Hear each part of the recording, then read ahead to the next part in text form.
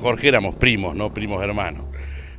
Si bien Jorge era un poco mayor que yo, era de la edad de mi hermana, 2 años mayor que yo, ya en la adolescencia y la juventud anduvimos mucho juntos. Íbamos al boliche, a los bailes, como era. Porque una vez tiene muchos primos, pero no con todos es amigo. O sea que yo hablo de un primo amigo. De hecho, cuando Jorge se fue a estudiar, Jorge siempre tenía la idea de irse al ISER y estudiar locución, esa era su meta. Y bueno, estaba acá trabajando, trabajaba en la radio, en el canal de acá. Tenía una empresa de publicidad con 2 amigos. En esa época se vendía mucha publicidad en la zona. Los dos medios, tanto el televisivo como el radial, eran muy potentes en la zona. Y solíamos salir juntos cuando él iba a vender publicidad. Y un día yo le digo, che, Jorge, digo, yo me quiero ir a estudiar teatro, que era lo que a mí me había quedado. Yo no hice ni el secundario en Trinquelauquen. O sea que había venido por otra circunstancia y le digo, pero me voy a ir a estudiar teatro. En esa época era muy medio raro. ¿Por qué no te vas a estudiar a Lice si es lo que vos querés? Pero él había tenido una fatalidad que fue que murió el único hermano que tenía en un accidente de bolovelismo. Y sí, no los voy a dejar a los viejos solos ahora. Me acuerdo que le dije, Jorge, es tu futuro, es lo tuyo.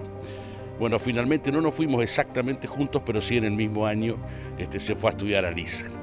Y a partir de recibirse allí comenzó su gran carrera, porque Jorge hizo una gran carrera.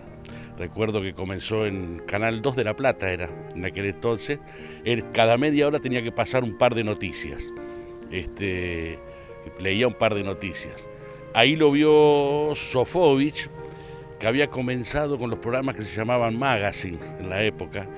Las tardes generalmente eran de las novelas, de las telenovelas.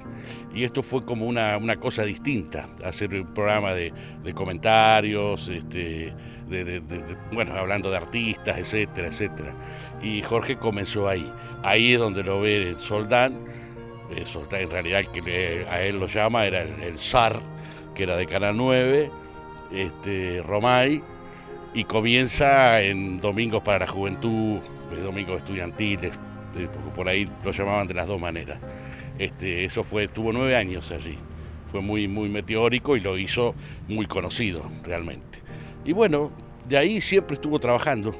Y muchos saben que ha tenido otros programas, como aquel Esa es mi mujer, etcétera, etcétera. Nunca dejó de trabajar bien, lo que no significaba siempre aparecer en televisión, porque trabajaba con una productora que ya trabajando más como conductor, por ejemplo, para el aniversario de una ciudad, etcétera, se lo contrataba. Trabajó muchísimo con eso.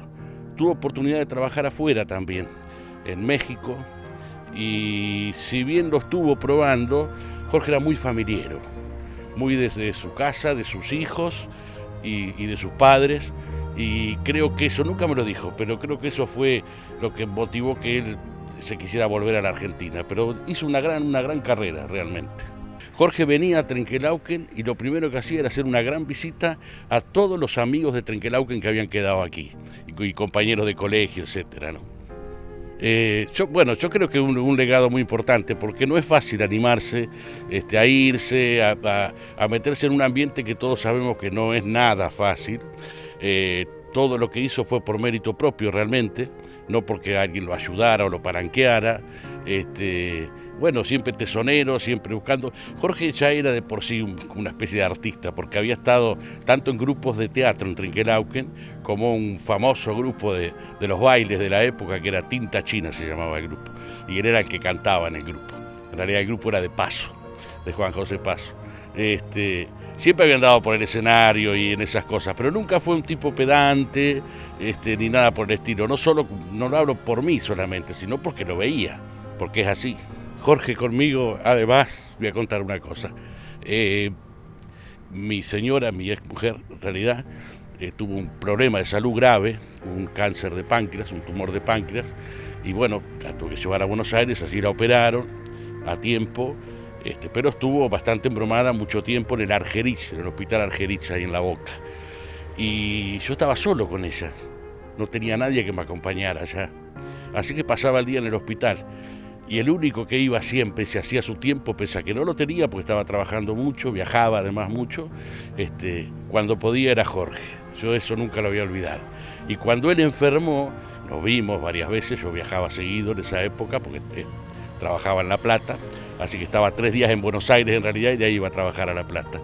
Y lo llamaba, la última vez que nos vimos, ya estaba desgraciadamente sobre el final de su enfermedad, había tenido como un repunte, como siempre pasa, y después otra vez abajo, y me acuerdo lo último que me dijo, dice, la voy a pelear, Pancho, la voy a pelear hasta el final. Y bueno, no pudo ser, una gran tristeza que no haya podido ver a sus hijos ya recibidos y más grandes, etcétera. Pero bueno, así es la vida. Yo tengo un enorme recuerdo de Jorge y creo que Trenkelauken tiene que recordarlo y recordarlo muy bien, porque él donde podía hablaba de Trenkelauken, siempre lo hacía y de hecho se lo presentaba como el de Trenkelauken. Además, yo a cualquier lado que iba, sobre todo antes, ¿no? Decía que era de Trenkelauken, no decía, dice lo de Jorge Rossi. Es como que él había dejado el nombre de Trenkelauken bien plantado, ¿no?